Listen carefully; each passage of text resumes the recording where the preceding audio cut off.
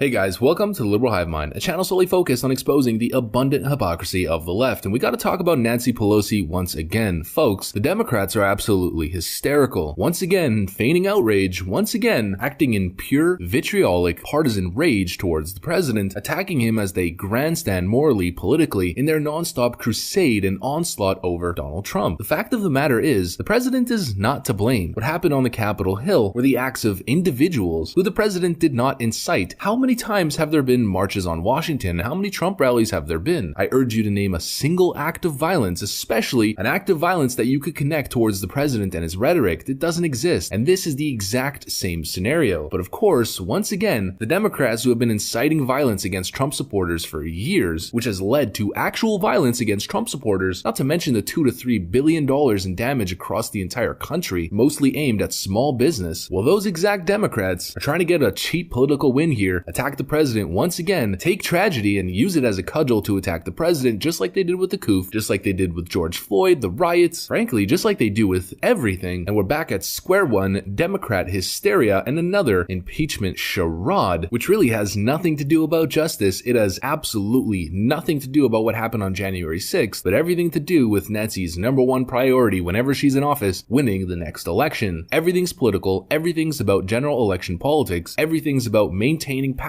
and fighting the element of anti-establishment that Trump and his base bring. This is not about morality, because of course we know the Democrats have absolutely no moral high ground when it comes to condemning violence and using the term, quote, domestic terrorism. But outside of the rant, we gotta talk about Nancy Pelosi and her absolute hypocrisy in the most recent news cycle. Let's talk about Nancy, let's talk about the Democrats, let's just talk about this whole thing as a whole. But before we get into it, please make sure to leave a like, a comment, subscribe, share the video as much as possible. Of course, you know we're shadow banned by the YouTube algorithm like most independent political commentators. Now with that out of the way, let's roll the tape. Alright, so we got this report right over here from the Washington Journal. Pelosi says Democrats will move to impeach Trump if he doesn't resign immediately. And of course, once again, their claim is they want to impeach the president because he, quote, incited all of the violence that we saw on Capitol Hill. First of all, the idea that there was a ton of violence, I think is a stretch. It was bad optics, but to compare it to the looting and arson that we've seen from left-wing agitators is, of course, a false equivalency. But this is all about stripping the president of power. The president is the biggest threat to the GOP and the Democrats as a whole, which is why, in fact, this might actually work. The only reason they want to impeach the president is due to the fact that if they successfully do so, he will not be able to run in 2024. Who is the GOP gonna run in 2024 and successfully win? The answer is no one. There are no other anti-establishment options, at least as of right now. A lot of things can happen in 4 years and a whole lot of good candidates can start coming to the surface, but who does the GOP have as an answer to go after the swamp? Absolutely no one. Dan Crenshaw? Of course not. Jeb Bush? No. Marco Rubio? Nope. Ted Cruz? No. Trump is the only threat to the establishment and remains one of the most popular political figures regardless of all the slandering and all of the attacks that have happened in the most recent news cycle. The fact is, one day does not ruin a man's legacy, and no matter how much they're trying to make Trump's legacy about insurrection or the day of January 6th, that's not how most Americans will remember President Trump. But unfortunately, the reason why this might actually work is because, of course, not only are the Democrats threatened by Trump in 2024 or by Trumpism in 2024, but probably the biggest threat that Trumpism poses is to the neocon control of the GOP. That is the biggest threat, folks. And of course, they know that. They know that better than anyone else. And so just like you saw the GOP backstab when it came to audits, looking in, contesting, which is probably what led to this whole fiasco in the first place, all right-wingers were asking this entire time was for a transparent, true audit to transpire, which never happened. The GOP didn't fight against the unconstitutional changes to how elections were conducted on a state level as the Democrats were changing the rules from the start. They never fought. And if you think all of a sudden they're going to side with you and they're going to fight for you and what you believe in, absolutely not. It's not going to happen. And this is the play that the establishment is making. It's always about more power, but more importantly, securing their power. And it's all about making President Trump look like a dictator, make him look like an unstable man who's inciting violence. It's the narrative they've had for 4 years. And Nancy Pelosi once again doing the exact same thing, this time with the nuclear codes. Here's the statement. One of the things that she says that she was worried about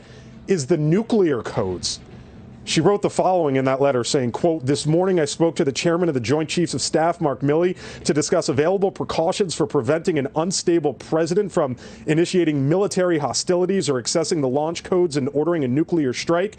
The situation of this unhinged president," she writes, "could not be more dangerous, and we must do everything that we can to protect the American people from his unbalanced assault on our country and our democracy." Nancy Pelosi alluding that the president is just going to start sending off nukes willy-nilly and that his control or his power must be controlled by further legislation and changes to the rules. Of course, once again, Nancy Pelosi showing her absolute hysteria, and the sweet part, getting called out for it. Just in, Pelosi lacks understanding about how the US nuclear arsenal is employed. Her remarks are silly and it makes America look weak, and weakness is provocative, says Defense Department official who advises nuclear commanders from Politico. So once again, Nancy Pelosi proving to be biased as ever, and frankly, a clown, a political clown, turning American politics into an American soap opera instead of just doing her job. It's all about attacking the president. It's become vindictive. It's become about 2024, and it's become about power and greed. The president has less than 2 weeks in office, and they're talking about impeaching him. They want so badly to stop him from being able to pardon who he wants to pardon, release what he wants to release, say what he wants to say, and so they're pushing to invoke the 25th Amendment with Mike Pence, which I don't think is going to happen, and if that doesn't work, they want to impeach him, with articles of impeachment being brought as early as next week. And of course, already 238 lawmakers, all of which are Democrats, signing on, ready to impeach the president. It's an all-out assault on anything related to the president, a continuation of what we've seen for the last 4 years, except this time, they have a narrative, they have a story that they can push. Of course, we know they don't have the moral high ground, but most people don't know that. And speaking of that exact dynamic, look at this headline right over here. Disney CEO Bob Chapek condemns Capitol riots after staying silent on Mulan filming near China's Uyghur concentration camps. These are the folks who are feigning outrage. These are the folks who are virtue signaling for brownie points and Twitter points and political partisan points. The folks who failed to condemn violence for months. The folks who sell out America's soul. The folks who encourage literal slavery across the world in concentration camps happening in China among the myriad of human rights violations. The folks who pretend as if they're for amnesty because they care about the little guy and immigrants that are struggling to maintain in society when it really comes down to cheap labor. These people have no moral high ground, but the media is enabling them to pretend as if they do. It's an absolute joke. But people fall for it hook, line, and sinker because they have the celebrities. Lady Gaga, I hope we focus to impeach Trump, to disqualify him from future elections. They have every institution of culture and power behind them, and they can pretty much do whatever they want. Yet what these people don't understand on the left is that they're also on the same side fighting for the interest of dictatorships across the world. Who benefits from the current news cycle and from Democrats winning? I don't need to tell you because they'll tell you themselves. Venezuela's Maduro, poor whites who attacked US Capitol invaded, quote, Iraq, Iran, and Afghanistan. Iranian media, Capitol riot, a product of, quote, racist roots of America. Ayatollah Khamenei, US wants to bring Capitol riot to Iran. That's the side that you're on. It's the side you've been on the entire time when you're on the side of the Democrat elitists and the corporations who stand for cheap labor across the world, Chinese interests, and the war machine and the selling of arms across the globe. It's pretty much that simple. And so once again, they feign outrage, they virtue signal, they act as if they're on the pedestal of moral superiority, but it's clear that that's not the case. That's what I got for you guys on this one. Hopefully you enjoyed it. If you did, please make sure to leave a like, a comment, subscribe, share the video as much as possible. We are still shadow banned by the YouTube algorithm, hidden from non-subscribed viewers. Now I gotta get back to work, so I want to thank you guys for watching, and I'll see you on the next one.